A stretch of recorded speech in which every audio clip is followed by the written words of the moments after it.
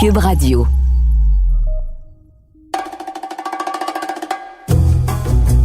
Hey Richard, tu sais que l'invité qu'on a aujourd'hui pour notre apéro piquant, c'est la plus jeune de tous les invités qu'on a fait à apéro piquant. Elle a eu 30 ans cette année. Elle est née en 91. Elle avait 4 ans au deuxième référendum. Je pourrais être son père. Ben moi aussi, on pourrait tous les deux. Hein, je veux dire, t'as le double de son âge. Arrête, c'est dur à maudire. Elle est jeune, mais elle a déjà une grande carrière derrière elle. Écoute, moi, il y a une chose quand même qui me frappe chez Léa Clermont-Dion. Je veux dire, elle vient de réaliser un documentaire donc qui s'intitule « T'as juste à porter plainte » sur justement les agressions sexuelles. Elle a écrit des livres. Elle est post-doctorante, elle fait un doctorat sur le discours anti-féministe en ligne. Elle est toujours présente dans les médias.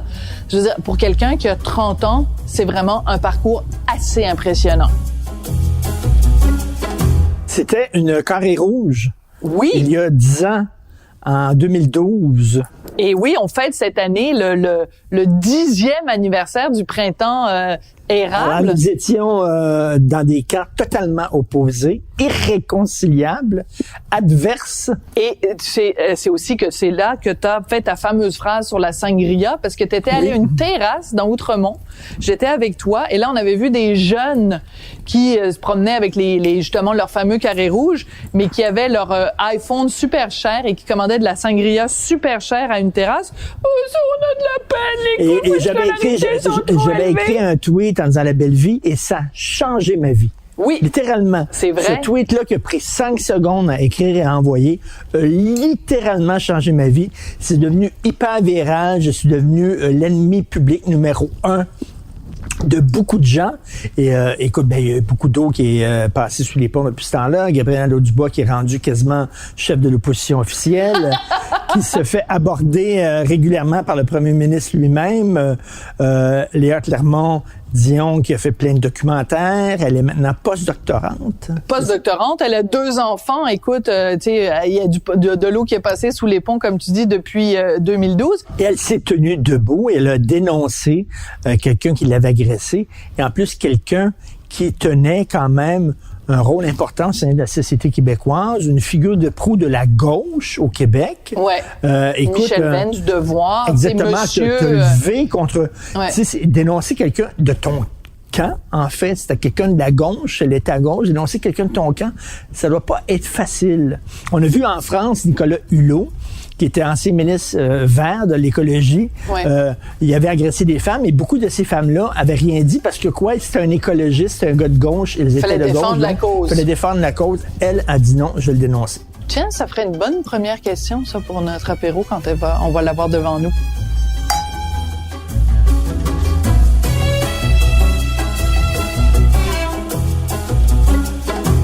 Léa, merci d'être là. Écoute, il y a tellement de sujets dont on voulait parler avec toi, mais c'est sûr qu'on veut commencer en parlant du documentaire que tu as fait et de l'agression sexuelle dont tu as été la victime.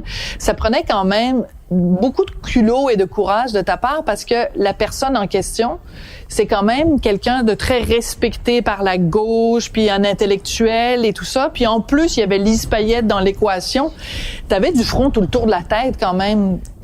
Écoute, je sais pas comment je suis arrivée à ça, mais je pense que j'ai écouté mon instinct. Ouais. Puis ça m'a guidée tout au long de ma démarche, tant dans le documentaire que dans la dénonciation, qu'en allant sur les réseaux sociaux pour dire ma vérité. Tu sais, je savais pas si c'était la bonne façon, j'étais vraiment pas sûre de ça, là. Je doutais énormément. Mais je vais vous dire, j'ai vraiment eu la chienne à plusieurs moments. Mais quand j'ai rencontré Lise Payette, j'étais comme, ce qui se passe en ce moment est complètement surréaliste. C'est dégueulasse. J'ai pas de mots. Excusez de le dire ainsi, mais moi, ça m'a énormément choqué.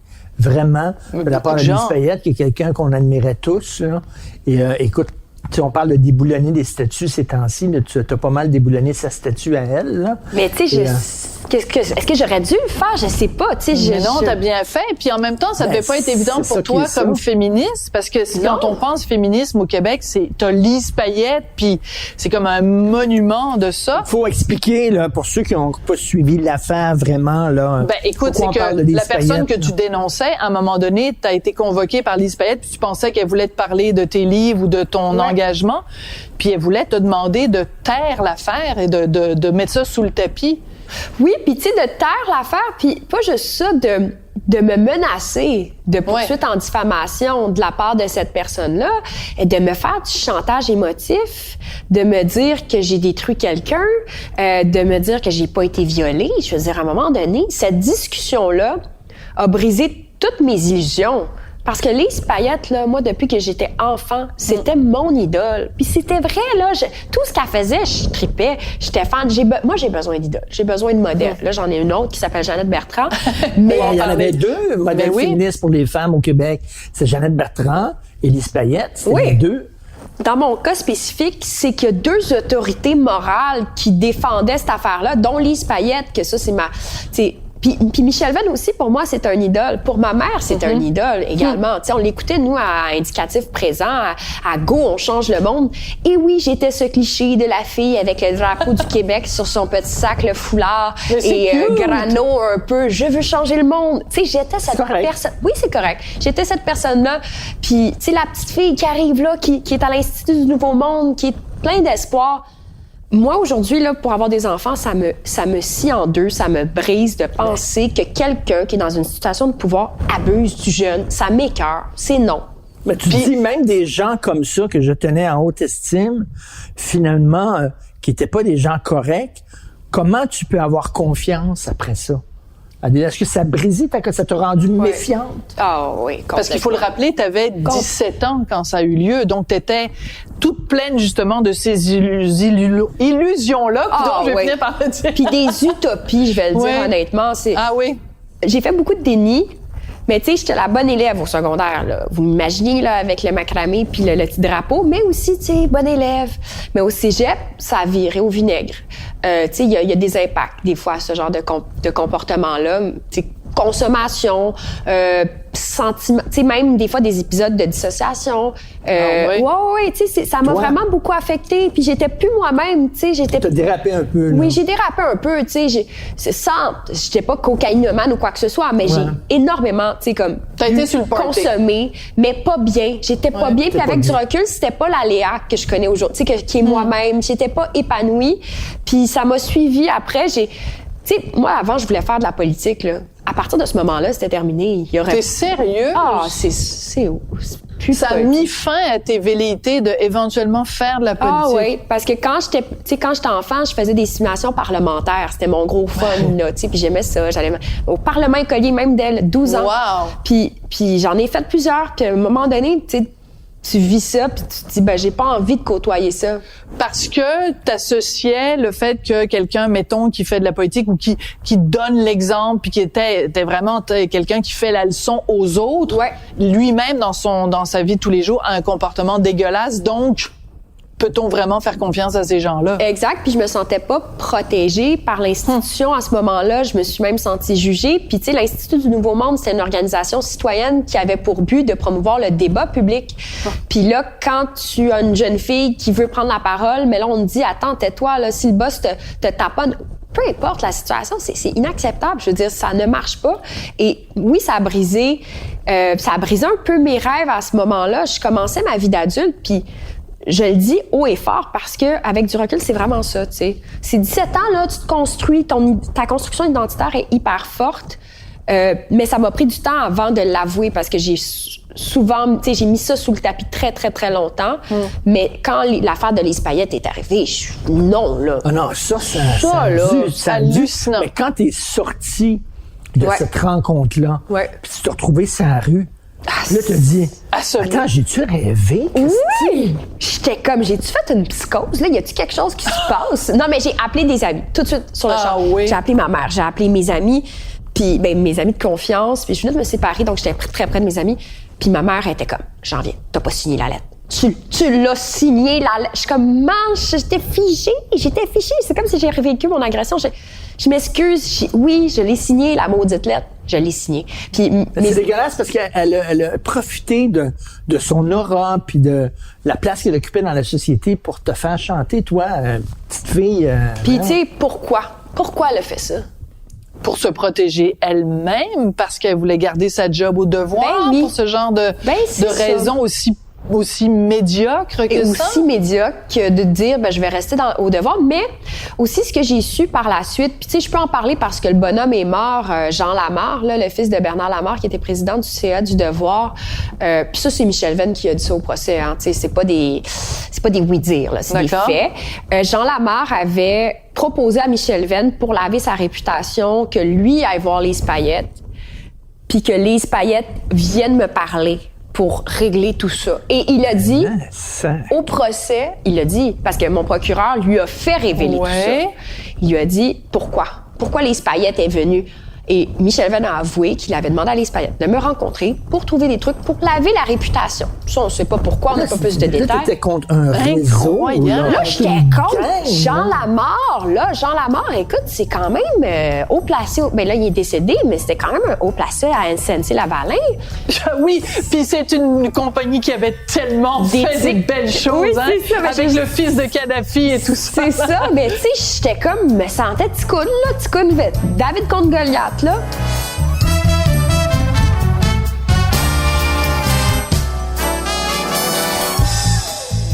Je vais te poser une question. C'est pas ce que je pense. Mais j'ai entendu ça autour de moi quand cette histoire-là est arrivée, puis ça te surprendra pas. Voyons donc, c'est une main sur la cuisse. Avant, ça se réglait une claque, une gifle d'en face, puis ça vient de finir. C'est pas une agression. C'est désagréable, mais c'est pas si grave que ça. Tu te fais la main sur la cuisse, tu dis arrête, là. Bon. Et fallait-il vraiment tout le temps...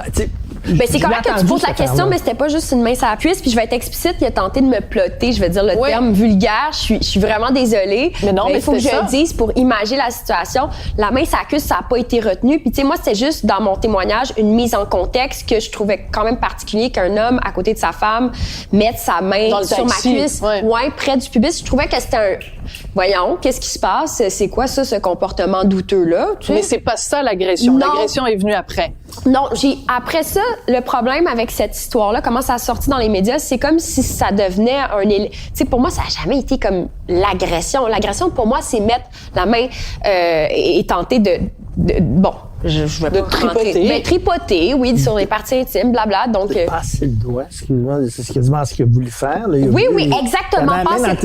Comme Salomé Corbeau, là, je pense qu'elle avait raconté. Oui, exactement. Oui. Donc, passer le doigt, tu sais, il faut dire les choses crûment parce que sinon, on comprend pas.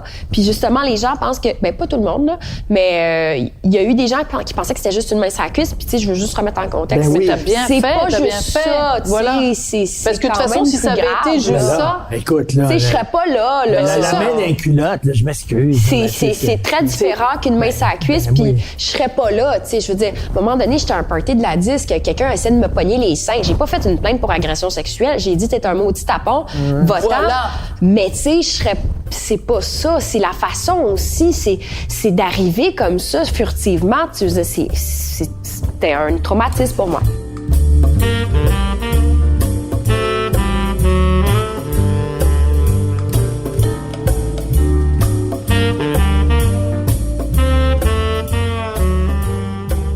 Et deuxième chose pour laquelle tu avais du front tout le tour de la tête, c'est que tu arrives à une période où on remet beaucoup en question l'efficacité du système de justice. Et il y a que presque un discours qui est quasiment consensuel. Ça fonctionne pas, tout ça. Et toi, tu dis, je m'excuse, mais dans mon cas, ça a fonctionné. Oui, c'est vrai. Et ça aussi, c'était courageux. Oui, parce que c'est facile de dire que tout est de la merde. Je m'excuse, là. Arrête de t'excuser. T'as le droit de dire plotter. T'as le droit de dire mal. T'as le droit. Je veux pas comme vous rendre mal à l'aise avec mes gros mots. Oui, parce que nous, jamais on utilise de gros mots. Donc, il faut pas dire que tout est de la merde. Oui. Tout n'est pas de la grosse marde, dont le système de justice. Puis est-ce qu'on peut arrêter de faire des généralisations hâtives? Moi-même, j'en ai fait, OK? J'en ai fait dans ma vie. Je veux dire, c'est normal. par rapport au système de justice, j'avais plein d'appréhensions, mais les gens que j'ai rencontrés, c'est des gens qui font un travail extrêmement difficile. Ouais. Puis je trouve qu'ils en ont beaucoup dans leur besace, que ce soit les procureurs, les enquêteurs. C'est vrai qu'il y en a des pas bons. C'est vrai qu'il y en a des pourris même, mais il y en a aussi des extraordinaires, des êtres extraordinaires qui font un travail admirable. Je veux dire, moi, je ferais pas leur job, là. D'accompagner des victimes d'agressions sexuelles, ça doit être extrêmement lourd. C'est pas des psychologues, faut le comprendre. Mais Un procès n'est pas une thérapie. c'est ça. Un procès n'est pas une thérapie. Quoique, moi, dans mon cas, ça m'a fait vraiment du bien, puis je suis super heureuse. Mais c'est comme de un ça. effet secondaire du procès. Le but premier du procès, c'est pas ça. Le but, c'est que les criminels soient en prison Voilà. ou qu'ils soient imputables, tu sais. Puis moi, je me rappellerai toujours puis je vais le nommer, Daniel Raymond, mon enquêteur au dossier. C'est une soie. Je veux dire, moi, c'est même, tu sais, j'ai de la peine de penser que je le reverrai plus parce que je lui dois beaucoup, tu sais, de m'avoir cru. Puis il m'a écrit, Daniel, le jour du verdict, puis il me dit « Je suis vraiment désolée, Léa. » Tu sais, bon, il y a des problèmes de santé, là, je vais pas rentrer dans les détails. Puis il est pourtant assez jeune, des gros problèmes de santé, puis il pouvait pas être là le jour. Sinon, il serait venu. Oui. Wow! Puis, tu sais, ça m'a vraiment attristée parce que finalement, il y a des relations humaines derrière. Mon procureur, au début, j'étais comme, c'est qui ce fraîchier-là? Puis finalement. Mais les gens qui diraient, mettons, oui, toi, t'as été chanceuse. Toi, t'as rencontré des bons enquêteurs, des gens qui te croyaient, des gens qui t'ont écouté, des gens qui t'ont cru. T'es la minorité, la majorité des gens ont rencontré des gens qui étaient fermés, qui voulaient rien savoir. J'imagine qu'il y a des gens qui te disent ça aussi, là. Ouais, mais j'ai quand même parlé à comme une trentaine de plaignantes. Ben oui, pour ton documentaire, Ouais. tu montres Oui. quand même plein de gens pour qui aussi ça a réussi. C'est ça. Puis ils sont pas tous dans le documentaire, mais tu sais, je me suis dit, bon, c'est quoi l'échantillon? Ça ressemble à quoi? Puis il y avait bien des bonnes expériences. Il y en avait des tragiques aussi. Tu sais, c'est comme un médecin. Si t'en as un qui est comme vraiment pas bon lors de ton accouchement, ça peut être vraiment pénible. Ou peu importe l'équipe autour. Ou c'est même comme un psychologue. Il y a des fois, on s'entend pas très bien.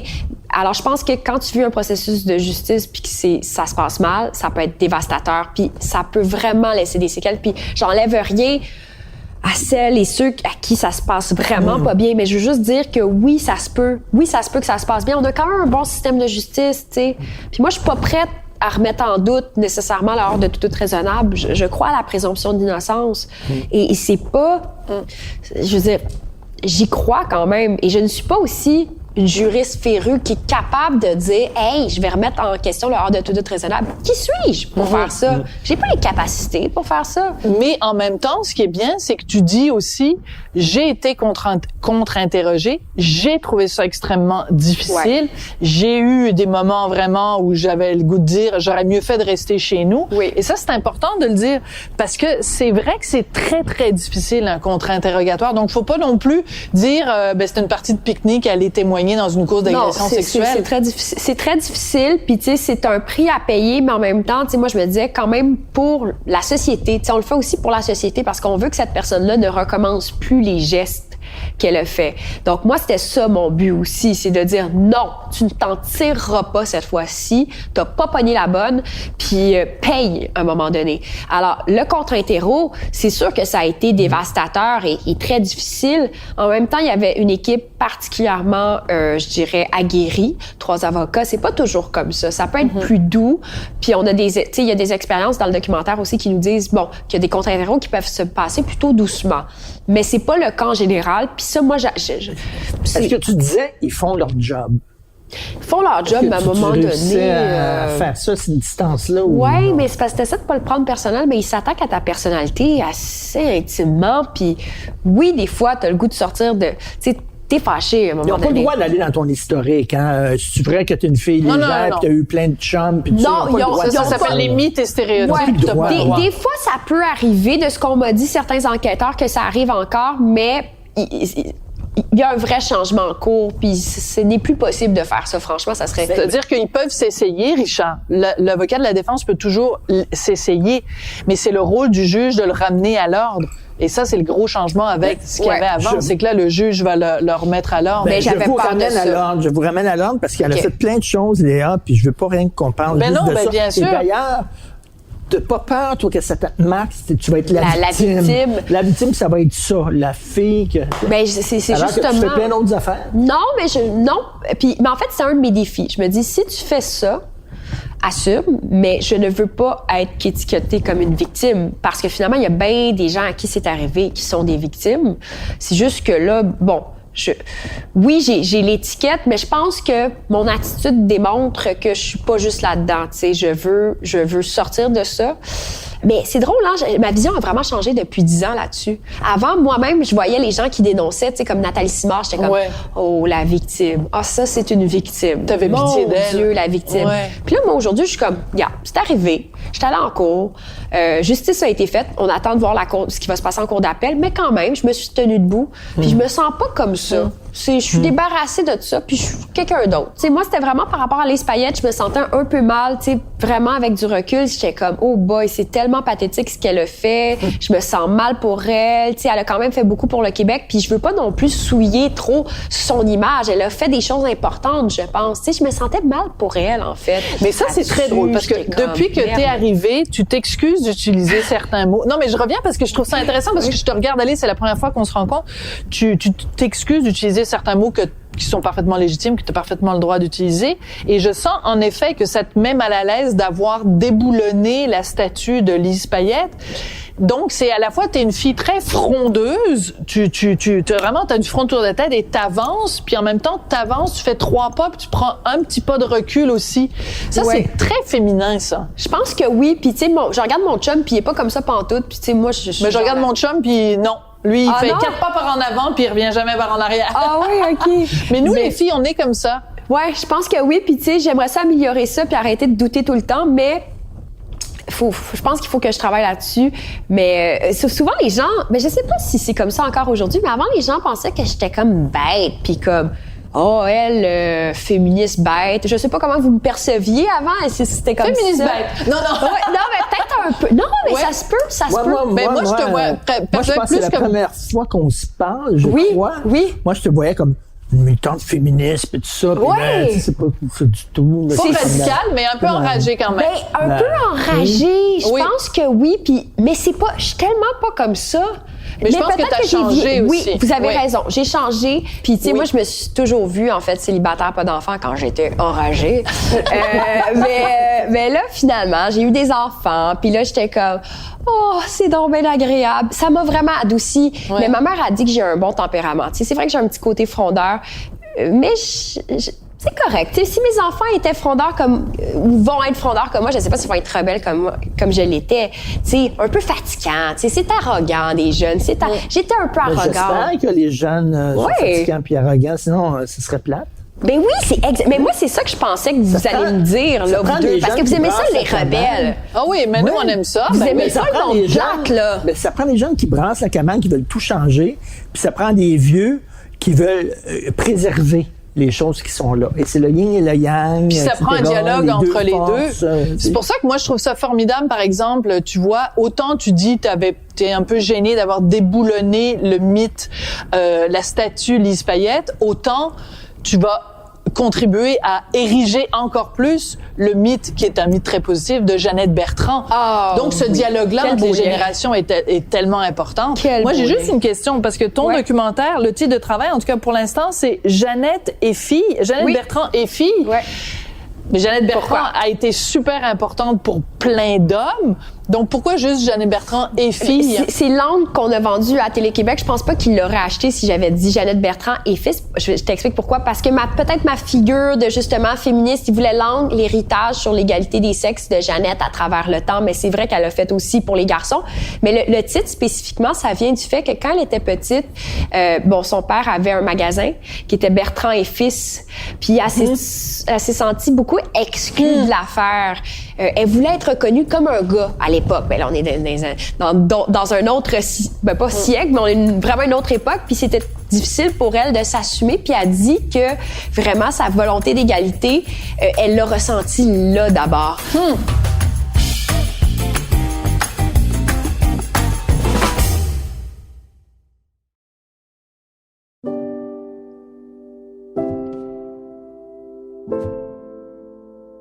Salut, je m'appelle Gabrielle Caron. Je suis humoriste et maman. Depuis que j'ai fait des enfants, à 2 reprises, je suis absolument fascinée par les récits d'accouchement. Avec mon balado J'ai fait un humain, j'ai décidé de donner la parole aux femmes pour qu'elles me racontent dans le détail ce moment incroyable de leur vie. Vous allez rire, vous allez pleurer, vous allez avoir des frissons. J'ai fait un humain, c'est disponible sur la plateforme de Cube Radio dans la section balado ou sur les autres plateformes de balado.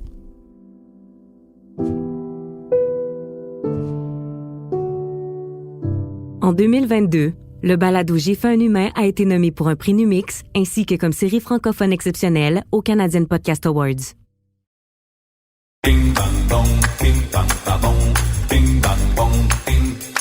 Bon, ben là, comme tu sais, ça s'appelle l'apéro piquant. Donc, il faut vraiment qu'il y ait des questions piquantes. Alors, on en a quelques-unes dans ce bol-là. Richard va arrêter de le taponner parce que ça fait du bruit. Alors que je pige au hasard. Puis, Ben oui, parce que moi, je voulais me faire piquer, là. J'étais là ben pour là, ça. je pense que t'es capable d'en prendre. Tu lis la question.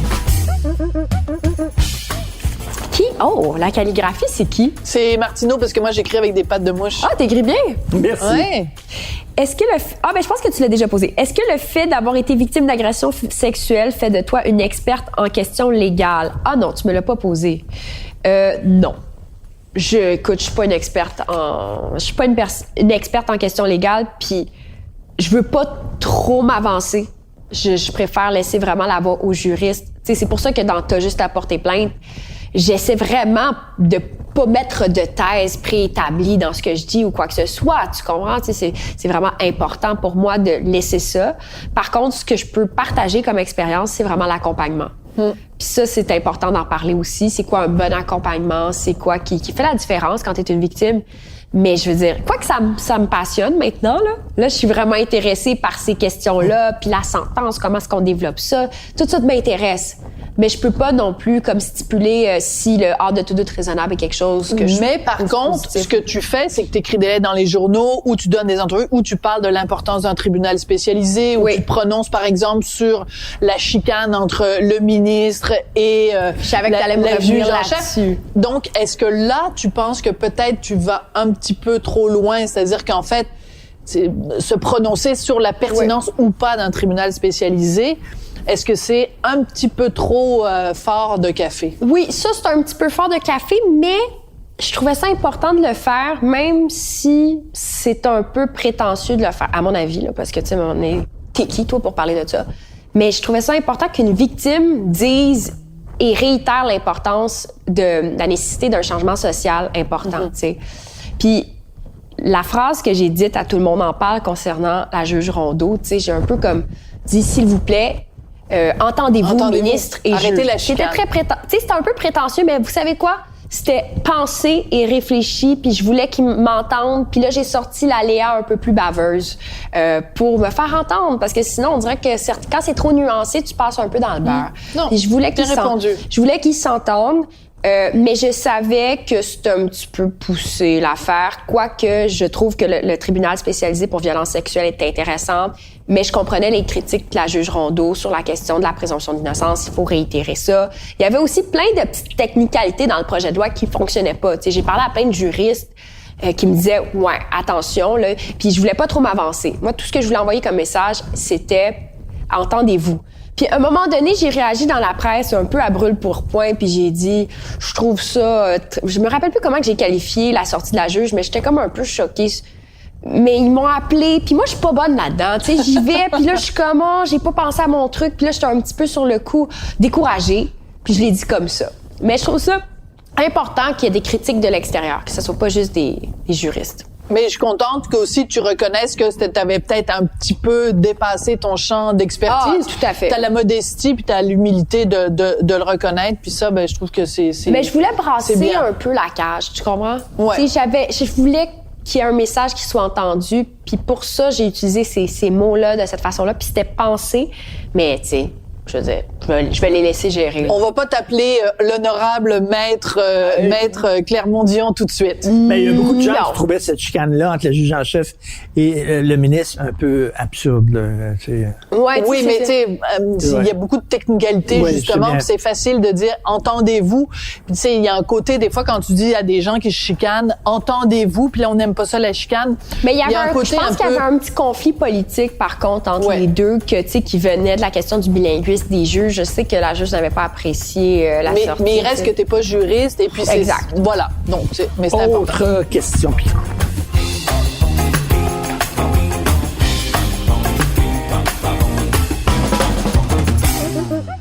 J'aime bien, elle brasse. Je brasse. Elle brasse parce qu'elle pense qu'il y en a peut-être une qui est meilleure que l'autre. C'est ça. Oh my God, c'est drôle, j'ai pensé à ça juste en te voyant. Nelly Arcan avait peur de vieillir. Est-ce ton cas? Non, j'adore vieillir. J'aime tellement ça, vieillir. Je trouve ça le fun. Je trouve ça tellement agréable. J'ai le goût de vieillir. Plus je vieillis, plus je suis heureuse.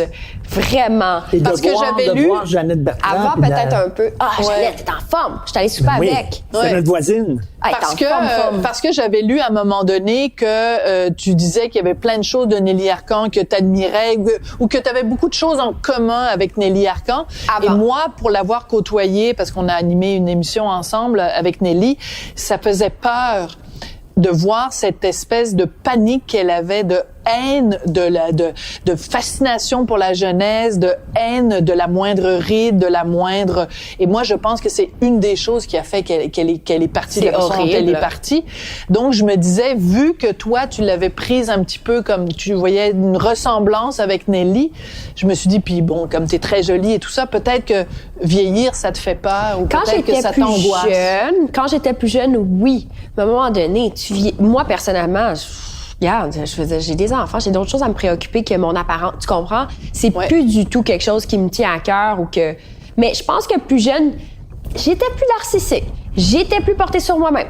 J'avais des troubles alimentaires. Mais à un moment donné, je me suis dit, ben regarde, la vie continue. Il y a des choses plus importantes que ça. Puis je dis pas que les gens qui souffrent comme ça sont narcissiques. C'est pas ça que je dis. Mais moi, personnellement, quand j'ai eu mes enfants, puis à un moment donné... passe à un autre sujet, passe à un autre appel. Puis j'ai une question piquante qui me vient en tête, qui n'est pas écrite. Ben là, je sais pas si je t'autorise à faire ça. Vas-y, Richard. Moi, je vais manger de la saucisse. Mais je suis encore jeune, j'ai 30 ans. C'est facile à dire. Tu sais, je suis pas malade ou tu sais, j'ai pas comme... C'est ça. Vieillir, c'est vraiment à 50 ans, là, tu sais. Exact. Presque 20 ans, là. Oui. Tu sais, c'est ça. Je suis encore super jeune, mais pour vrai, en ce moment... Je me sens vraiment bien, puis plus les années passent, plus je me sens mieux. Puis mes enfants ont 2 et 1 an, puis j'ai hâte qu'ils aient genre 10 ans, parce que là, je vais être plus libre. Il y a aussi autre chose dans le fait de vieillir. Il n'y a pas juste le fait de vieillir physiquement.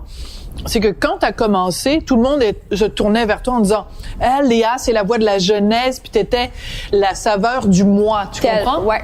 Là, tu vieillis, tu as plus d'expérience. Ben, il y en a des jeunes, plus jeunes que toi, qui arrivent puis qui ont des choses à dire puis qui sont, tu sais, la vedette puis que là, qui sont sollicités par les médias. Ça veut pas dire que toi, tu ne l'es pas. Elle n'est pas là encore. Elle va vivre ça dans 10 ans. Non, mais je veux dire, à un moment donné, t'es toute seule, puis là, il y en a 2, puis il y en a 3, puis il y en a 4 autour de toi. Puis ça peut être déstabilisant. Ça vient aussi avec le fait de vieillir. C'est vrai, mais je vais être franche. Toute la pandémie, ce que j'ai vécu avec les enfants, tu sais, j'ai vécu un accouchement difficile pour ma deuxième. T'as eu la COVID? J'ai eu la COVID en accouchant, tu sais, que j'ai appris ça. Ça m'a vraiment replacé. Après ça, mon fils a été hospitalisé 8 jours à Sainte-Justine, puis ça a été assez marquant, là, comme je faisais des tests de cancer, là, il savait pas ce qu'il y avait, puis Elio est super fragile. Écoutez, le voir là, je sais pas, ça me ramène tellement, ça me ressemble, puis oui, avant, j'avais ces préoccupations-là, mais là, moi, ma préoccupation, c'est juste d'être bien. Puis c'est vrai, tout le procès aussi m'a complètement changé. Puis m'a fait mûrir. M'a fait mûrir beaucoup.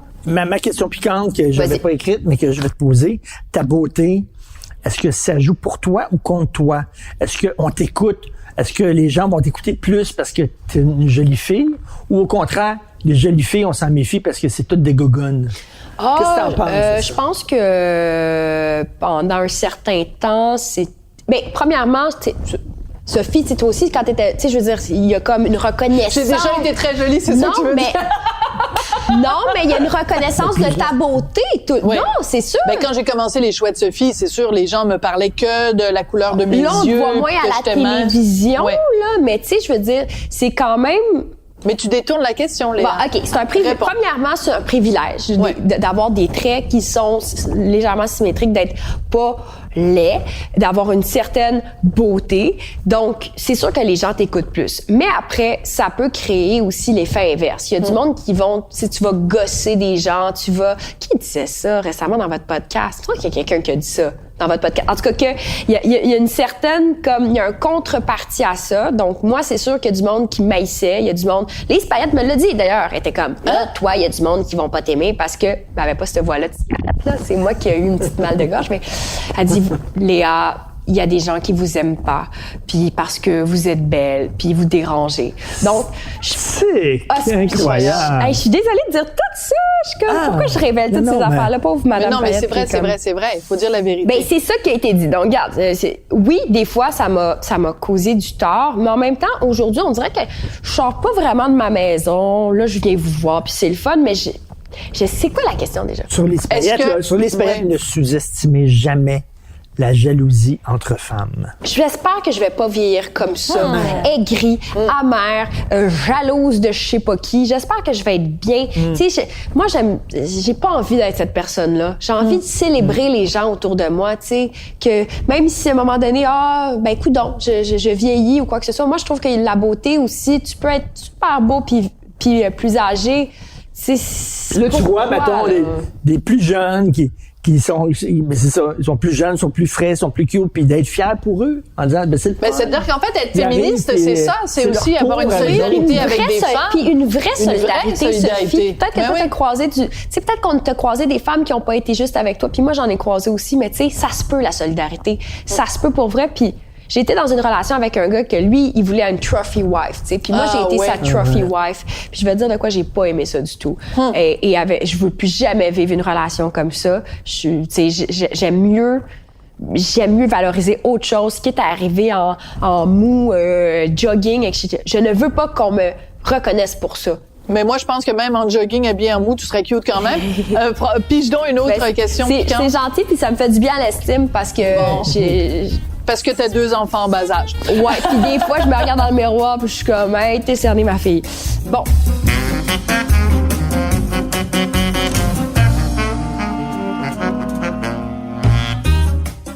Ben ça va un peu avec ce qu'on disait. Quand une femme se fait attaquer, est-ce que tu la défends juste si elle est à gauche? Je pense qu'il y a beaucoup un effet comme de meute, du clan, de protection. Puis je pense que si une fille a des positions politiques qui sont différentes, c'est vrai que sans nécessairement consciemment le faire, j'ai pas défendu.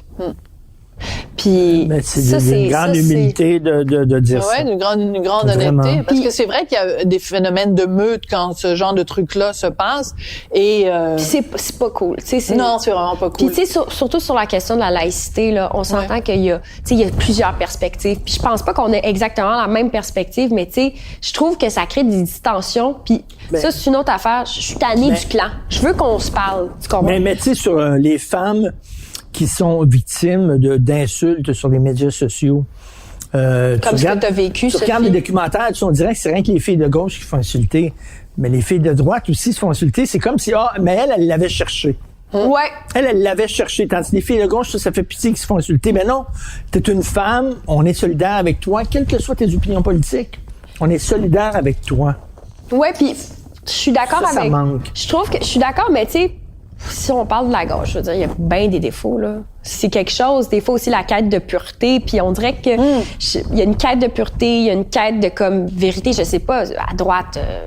Après, je veux dire, j'aime pas trop catégoriser droite-gauche, ça dépend quels enjeux, etc. Mais tu sais, je sens des fois qu'il y a, puis je m'inclus pas nécessairement là-dedans parce que j'appartiens pas à de clan, mais des fois on s'entretue, ou je sais pas, il y a comme une quête vraiment qui est dommage, en fait, qui est triste, puis ça joue bas. Pour être acceptée. Et que, tu sais, Margaret Thatcher, c'est une femme remarquable, même si tu peux être contre ses opinions politiques. Reste qu'elle a dirigé un pays pendant des années. Et je trouve que les féministes devraient dire, oui, c'est une femme qui a compté dans le monde. Peut-être qu'on n'est pas d'accord avec ses opinions politiques, mais c'est quand même une femme qui a tenu son pays d'un bras de fer. Elle avait du guts. C'est ça. Puis très souvent, quand les féministes font la liste des femmes qui ont été au pouvoir, ou comment ça fait qu'il n'y a pas eu plus de femmes au pouvoir, puis là, on dit, bon, il y a eu Pauline Marois, mais là, il n'y en a pas eu beaucoup à travers. Les gens oublient toujours les féministes oublient toujours dans leur liste Margaret Thatcher, juste parce qu'elle était pas... Kim Campbell aussi, quoi, qu'elle n'est pas restée très longtemps. Oui, elle n'est pas restée très longtemps, puis elle a pas... Ouais. Tu peux pas vraiment lui donner le même genre de tu sais, vraiment de ce qu'elle a réussi à obtenir, alors que Margaret Thatcher, quand même, a été marquante dans l'histoire de l'Angleterre. Son pays de la faillite. Son pays est en faillite, là. Mais parce que c'est une féministe plus de droite, et que c'était plus vraiment la dame de fer, ben, elle est moins considérée. Mais, écoute, bien répondu. Jusqu'ici, ça va bien. Ça pique pas trop, hein? Pas trop de piment. Non, je m'attendais. Je me suis fait piquer plus par des gens de gauche. C'est pas vrai.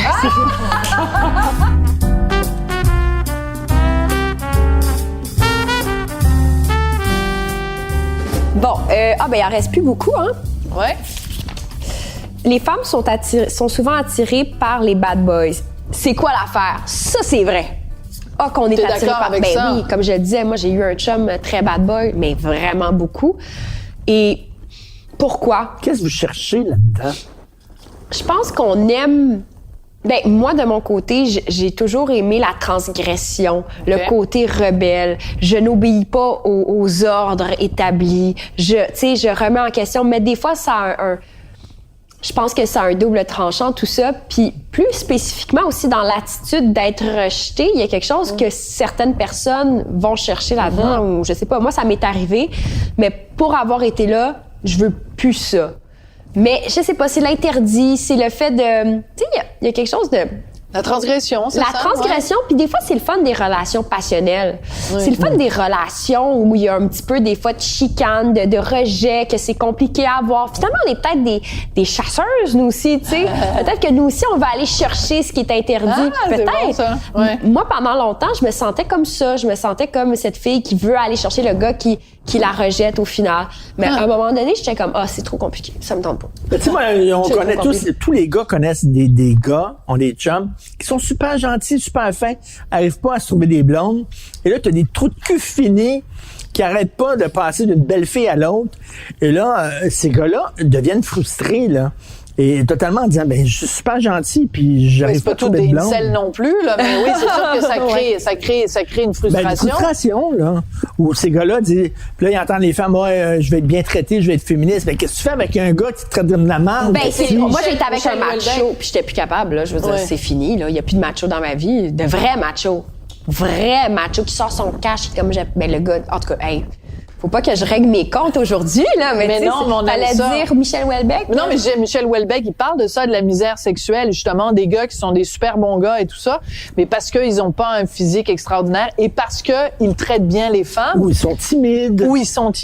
Ils se retrouvent tout seuls. Pendant ce temps-là, il y a vraiment des gros cochons, des porcs, qui se retrouvent avec des nanas et qui... Ils sont riches, puis après ça, les filles vont dire non.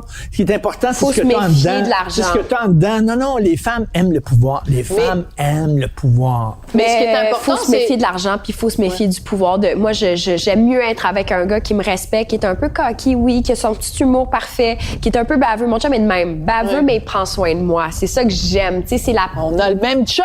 Toi aussi, on a des chums pareils. Il est baveux, mais il prend soin de moi. Bad boy ou Non, pas du tout. Je suis un rebelle, là. T'as l'air d'un J'aime doux, ça, là, je te dirais. donner des coups de pied dans la poubelle, là, puis tout ça, là, oui. Mais je suis très... Richard, c'est le gars le plus sensible que je connaisse.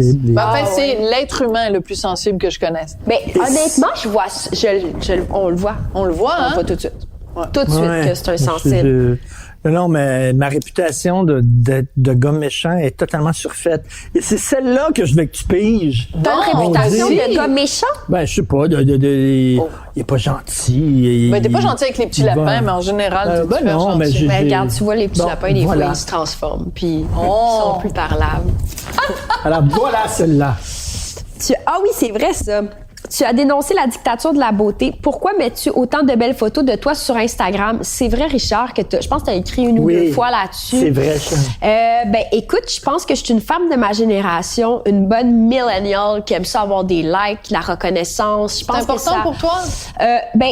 Je pense que je mets moins de photos, par contre, depuis quelque temps. Mais avant les enfants, on se l'avouait pas. Tu sais, on se l'avoue pas vraiment. Mais tu vivais un peu dans la dictature de la beauté. Oui, ben je pense que oui, mais moins que d'autres, là, vraiment. Je sais pas si c'est sur Instagram, Richard. Non, là, t'es mais pas c'est... une gogonne comme les autres, là. Je suis pas une gogonne Mais moi, comme les autres. Non, mais il y en a des gogonnes sur Instagram. Je suis désolée, là. Ouais. Oui, il y en a. Mais il y en a des filles, là, spécial. tout ce qu'ils font, c'est montrer leur sein et that's it, là. Ben, je pense que... Il y en a 13 à la douzaine. Mais qu'est-ce que ça donne avoir des likes? Posons la question comme ça. Qu'est-ce que ça Aujourd'hui- nourrit avoir des likes? Ben, c'est que mon rapport a tellement changé aux réseaux sociaux, mais je te dirais qu'à une certaine époque, ça me donnait une estime de moi-même que j'avais pas. Puis que je pense que beaucoup de jeunes qui sont sur les réseaux sociaux vont chercher ça, mais tu sais, on le dit vraiment jamais. Tu sais, qui le jamais. dit? Je veux dire, c'est clair que c'est pour l'estime de soi. Tu mets une photo, c'est pour te sentir valorisé quelque part, mais c'est aussi bon pour partager des souvenirs, tu te sens cute, tu te sens... Après ça, il y a peut-être des fois une affirmation de soi qui est comme « Hey, moi, je m'assume. » Tu sais, c'est peut-être aussi la construction identitaire qui passe par les réseaux sociaux puis par l'expression de soi. Tu sais, moi, je sais qu'il y a des photos que j'ai mises, j'étais très comme contente de la photo, j'étais fière de moi, j'étais genre « Oh, je suis belle là-dessus. » Puis peut-être que c'était aussi pour nourrir mon estime de moi-même. Mais je dirais qu'encore une fois, tu sais, avec les enfants, ça a changé complètement. Je me suis un peu détachée. Mais quand je regarde les plus jeunes générations, tu sais, peut-être aussi c'est une affaire générationnelle, je le dis ainsi, là, sont encore plus intenses que nous. Mais tu sais, une fille qui dénonce la dictature de la beauté, c'est pas comme un milliardaire qui dit l'argent, c'est pas important. Ouais. C'était C'était bizarre. Tu sais, peut-être que c'était une posture, mais c'est pas parce que tu corresponds aux critères que tu n'en es pas finalement un peu victime. Ben, le terme victime est Très bien fort. répondu. Oui, mais tout à fait. tu peux te sentir vraiment très meurtri. Puis je veux dire, moi, les troubles alimentaires que j'ai vécu enfant, tu sais, ça m'a amené à l'hospitalisation. Quel âge tu parles, 12 ans. Ah ouais. 12 ans. 12 ans, anorexique. Anorexique, j'ai été hospitalisée un mois quand même à Sainte-Justine, puis ma mère m'a sortie parce qu'elle trouvait que ça aidait pas, mais c'était des problèmes de santé mentale en fait dès l'enfance. Puis je pense que c'est vraiment, tu sais, quand tu dis tu t'excuses beaucoup, tu sais, peut-être qu'il y avait une estime de soi brisée comme à l'enfance. Comme il y a trop de filles qui souffrent d'un manque d'estime d'elles-mêmes. Il y a trop de filles. Oui, puis Richard, lui, Voilà, ça le touche parce qu'il a 2 filles. Tes puis- filles, toi, est-ce qu'elles sentent bien? Ben, c'est des filles, tu sais. C'est des filles. Je trouve que, oui, elles manquent un peu d'estime d'elles-mêmes. Et moi, comme père, je me dis tout le temps, là, à chaque fois que je les vois, vous êtes belles, vous êtes brillantes, puis je les arrose de compliments, je les inonde de compliments. C'est mon devoir. Mais je suis sûre qu'elles sentent bien de ça. Ah ouais, elles se sentent aimées. Oui. Elles se sentent aimées, se sentent Valorisées. appuyées, encouragées, valorisées et tout. Mais je trouve qu'il y a trop de filles, je reviens là-dessus. Des filles, mon Dieu, que j'en ai connues dans ma vie, belles, brillantes et qui n'ont pas confiance en T'as elles. pas connu tant que ça de belles filles brillantes dans ta Ouais, vie, là, Richard tu te calmes, Martineau, Richard, là, là. on se calme. Là. Mais non, je pense pour vrai que c'est quelque chose avec les parents, avec l'entourage. Des fois, ça vient beaucoup de relations très intimes que tu sens pas que tu as cette reconnaissance-là des parents. Puis ça fait en sorte que... Ben, tu sais, c'est ça. Tu sais, mon père est super, est vraiment très, très aimant, puis je lui pardonne beaucoup de choses, mais il y a une drôle de un rapport aux femmes, des fois que je sais pas, tu sais, beaucoup d'objectivation, tu sais, les femmes, ça doit être mince, ça doit être sexy, ça doit être ci, ça. Ça, c'est une vieille école, tu sais, un bonhomme de la construction, puis c'est correct, mais tu sais, ça marque l'esprit, là. Je veux dire... Est-ce que tu te mets beaucoup de pression maintenant que t'es maman pour élever des enfants parfaits, pour régler avec tes enfants toutes sortes de choses qui n'ont pas été réglées avant? Est-ce que tu veux être la Léa maman parfaite? Ah non, ben écoute, je veux dire, juste que je leur donne à manger, je veux dire, du macaroni du craft dinner, il y en a, là, je veux dire, puis non, puis je bois en allaitant, puis en tout cas... Parfait, on aime ça! J'allaite encore, d'ailleurs, je suis assez tannée d'allaiter. Non, c'est pas vrai. Mais oui, je suis tannée d'allaiter. Ma fille a 14 mois. Ça peut-tu finir, cette affaire-là? Mais, non, je sais que t'es pro-allaitement, mais tu sais, comme là, je veux que ça... J'ai allaité jusqu'à 3 ans, mon fils. Oui! Ah, ben moi, c'est parce que elle fait pas ses nuits. Fait que là, je suis moi non fatiguée. plus. Mais d'ailleurs, t'as fait la une du magazine Urbania en allaitant, Mais en faisant un j'adore selfie. allaiter. Mais c'était extraordinaire. C'était provoquant, cette Oh, photo-là. ouais. C'était génial. C'est une idée de Philippe Lamarre, en fait. Le propriétaire d'Urbania. Ouais, c'était vraiment son idée, puis j'étais comme go. Mais j'adore allaiter, mais je suis fatiguée parce que mon arrête, maudite je affaire. sais pas comment faire. je sais pas comment faire pour allaiter. Je suis vraiment, mais tu sais, tu disais mère parfaite.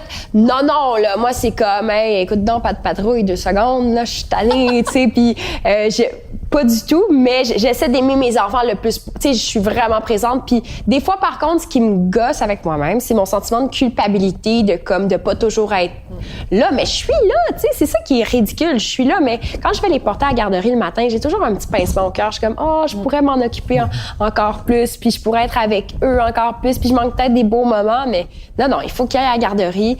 Tu sais, j'arrive à 5 heures, c'est pas si tard que ça, mais là, je me dis, c'est peut-être tard pour eux. Ça, le sentiment de culpabilité puis d'anxiété, mais je pense que ça nous suit tout le temps. Ça, c'est typiquement féminin. Oui, je peux te dire, il n'y a pas un gars qui se sent coupable d'aller mener son enfant à la garderie. Puis j'adore les hommes et je les trouve extraordinaires, puis j'adore mon mari. Mais je le sais, moi, la première fois que je suis allée mener mon fils à la garderie, le premier matin, je l'ai donné à un gardien. C'était un gardien absolument extraordinaire. J'ai refermé la porte et je m'en souviendrai toute ma vie. Je me suis assise dans les marches et j'ai pleuré. Je pense que j'ai dû pleurer 1 heure de temps. Je ne comprenais pas pourquoi je faisais ça. Ouais, je comprends ce que tu faisais. Je ne comprenais pas. Je me disais, t'as pas fait un enfant, t'as pas mis un enfant au monde pour le confier à quelqu'un d'autre. Et j'ai raconté ça à Richard, puis Richard me dit, c'est correct, tu vas le mener à la garderie parce que tu as besoin de travailler. Non, mais je comprends, on a un lien d'attachement différent. Aussi, en allaitant, il y a quelque chose, tu allaitais, puis tu sais, c'est quelque chose... J'ai allaité jusqu'à 3 ans. Mais c'est... Ouais. Attends, c'est intéressant. Non, mais c'était pas son seul aliment. Attends. Un petit tété le matin, un petit tété le soir. Là, les gens vont penser qu'ils se promenaient là, à 3 heures du matin. Mes nichons. Par contre, faut pas juger. Là. Non, faut pas juger les gens qui allaitent jusqu'à 3 ans. Tu sais, moi, je trouve ça... L'allaitement, c'est un choix, là, puis c'est un choix jusqu'au bout. Je veux dire, moi, je trouve ça bien correct. Des fois, là, je m'ennuie. Puis quand je préparais ta venue, j'ai fait plein de recherches sur toi, puis j'ai vu cette photo-là, et j'étais jalouse. Je me disais, mon Dieu, allaiter, c'était tellement le fun. C'était parmi des vraiment des plus beaux moments de l'enfance. C'est vraiment agréable à allaiter, puis c'est comme c'est méditatif. T'es avec ton enfant, t'as un lien privilégié. Moi, je lis en allaitant, puis je suis. Mais là, c'est juste que ma fille aussi, elle me fait mal, genre elle mord. Puis là, je suis comme arrête, Nini. Mais oui, Nina. C'est une fille. Nina de la Montagne, c'est un très beau nom. Mais Nini, donc Nini là, elle est comme puis elle est très moteur. Puis là, elle m'embarque dessus, puis là, elle me snap le sein, puis là, je suis comme là, tu me fais mal. Bon, on va parler à Nini, on va lui dire arrête de pogner les boules de maman. Oui, c'est exactement la culpabilité, le manque d'estime de même, c'est pour ça, l'ambiguïté sexuelle, c'est pour ça que je veux pas être une fille. Ça, puis les menstruations. À ce prix, ça devrait être tannant. Ça. Et pour moi, c'est fini. Mais attends, moi, je veux juste dire de quoi, là. J'ai une bonne estime de moi-même maintenant, là. Tu sais, ça va super bien, là. On voit ça. Mais moi, je veux te rendre hommage, Léa, parce que ce soir, tu t'es confiée à nous. Tu nous as parlé de plein de choses avec beaucoup d'aplomb. Et tu as été aussi capable de reconnaître, tu sais, des faiblesses, des vulnérabilités, et ça m'impressionne beaucoup. Donc, écoute, trinquons. Merci très beaucoup. Très contente d'être avec vous aujourd'hui. Très belle rencontre, très sympa. Pas trop piquant. Tu donnes, mettons, sur une échelle de 4 piments. Tu donnes combien de piments? Pas tant de piments. T'es surprise? 10 piments, c'est intense. C'est caliente. Oui, muy caliente, ce serait 10. Non, 3 piments, en fait, parce que... Mon Dieu, Richard, on est en train de se radoucir. Je vous trouve très comme, en fait, à l'écoute, je me sens en thérapie avec vous. Puis, c'est vrai, je m'attendais à un petit peu plus de piquante.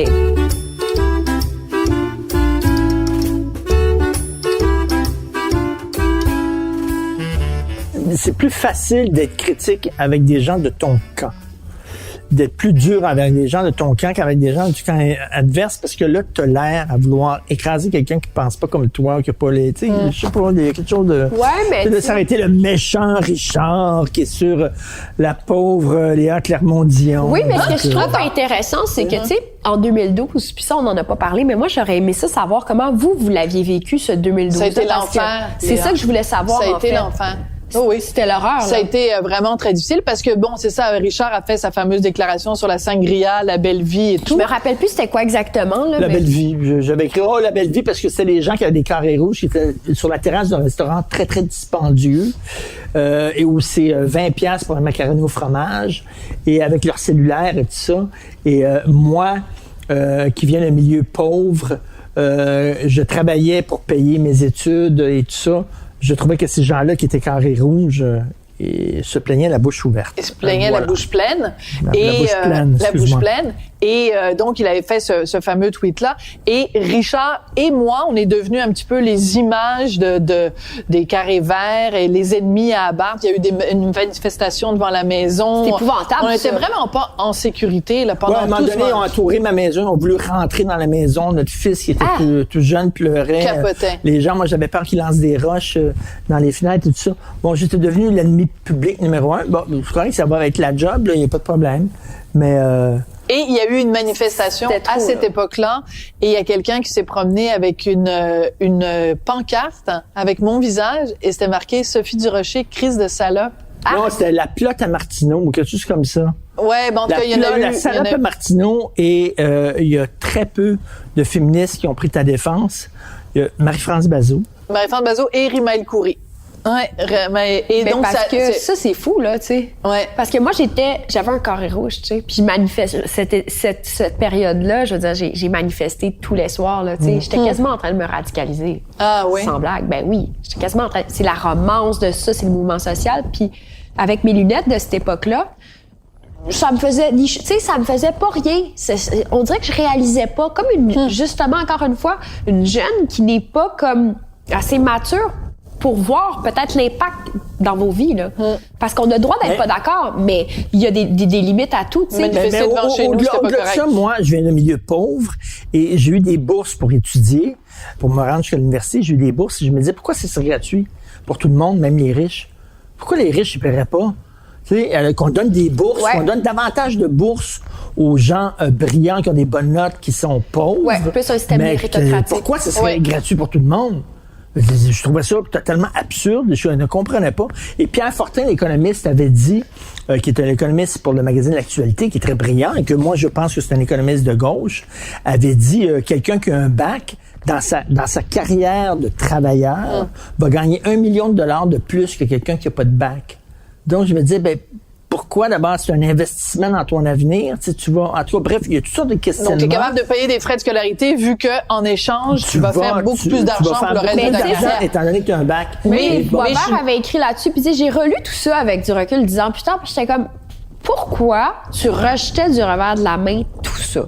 Puis au-delà de la gratuité, c'est aussi de militer contre la hausse, puis c'est correct, tu sais, le principe. Puis il y avait aussi comme la révolution, pas la révolution, mais le mouvement social qui éveillait la jeunesse. Je pense qu'il y avait de 68, ça. Je pense qu'il y avait aussi de ça, mais je me suis dit a posteriori, ça devait pas être cool pour ceux qui voulaient avoir un autre point de vue.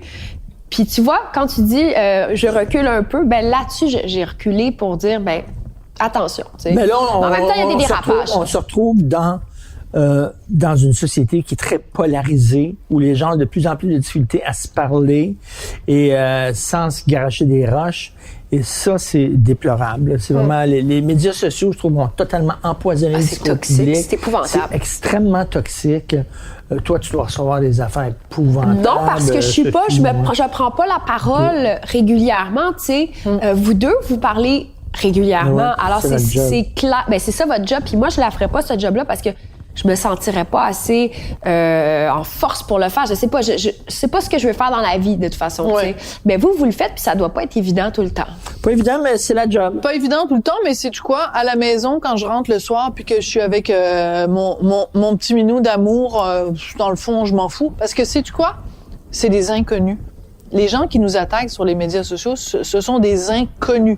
Je suis bien plus inquiète quand il y a des gens en position de pouvoir ou des choses comme ça qui tentent de nous bloquer ou qui tentent de nous nuire. Ça, c'est grave.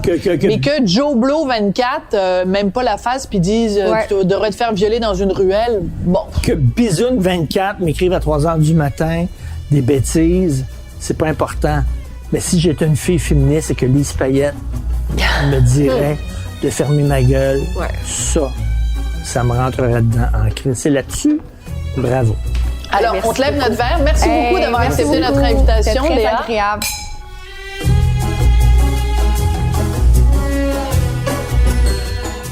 Vous avez écouté l'apéro piquant avec Sophie et Richard.